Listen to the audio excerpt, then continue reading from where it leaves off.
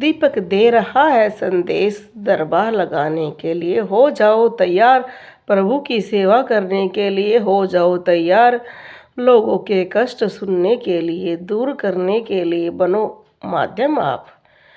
दीपक में आप देख ही रहे हैं, एक साथ बहुत सारी शक्तियां हैं।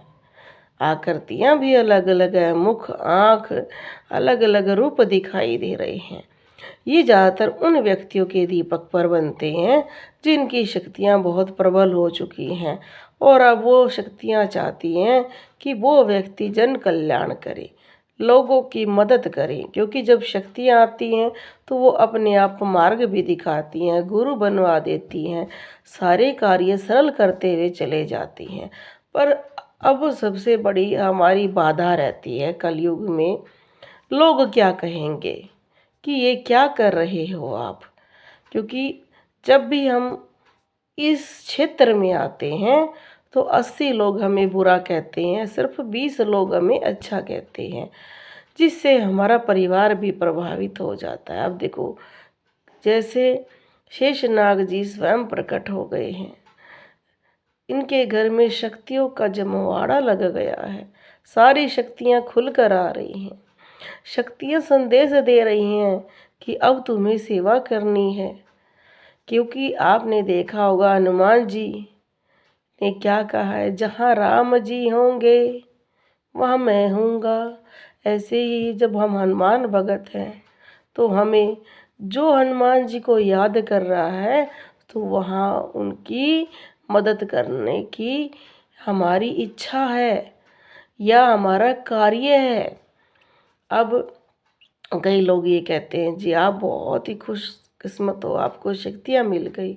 मैं ये कहती हूँ कि नहीं नहीं, हम तो सिर्फ माध्यम है। आप बहुत ज़्यादा लकी हो कि आपकी कोई प्रॉब्लम होती है तो प्रभु आपको हमारे पास लेकर आते हैं। हम माध्यम बनते हैं, सिर्फ आप प्रभु से जुड़े रहते हैं। क्योंकि कई बार हमें समझ में नहीं आता है कि क्या हो रहा है, किस वजह से हम इतने दुखी हैं। तो प्रभु जो भगवान के प्यारे बन जाते हैं उन्हें ये कार्य देते हैं। ये कार्य बहुत ही ज़रूरी होता है क्योंकि ये सच्ची सेवा होती है।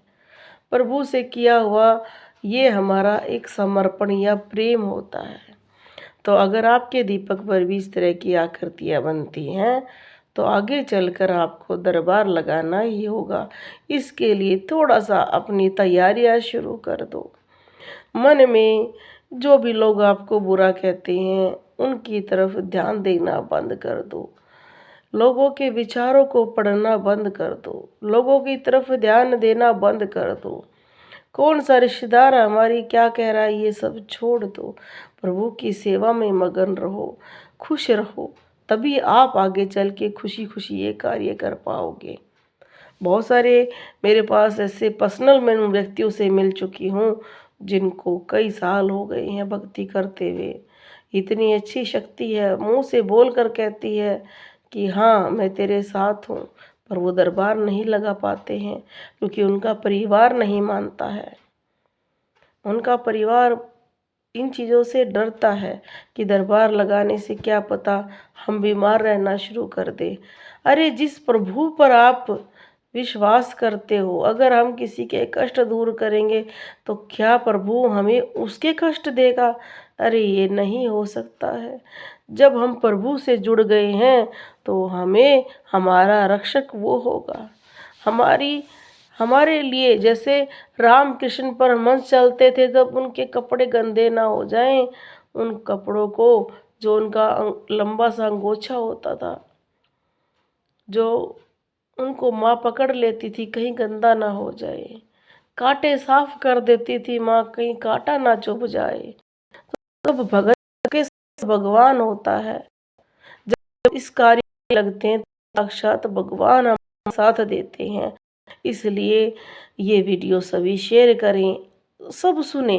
क्योंकि देखो मैं ये नहीं कहती हूँ कि दरबार लगाने से कुछ समस्याएं नहीं आती है, कुछ समस्याएं आ जाती हैं। आपका समय कम हो जाता है, आप ज़्यादा व्यस्त रहना शुरू कर देते हो, परिवार को समय नहीं दे पाते हो, स्वास्थ्य को समय नहीं दे पाते हो, बहुत समस्याएं हो जाती हैं। पर उनको हमें साथ में ठीक करते हुए चलना है, प्रभु की सेवा करनी है। बोलो जय श्री राम, जय श्री राम।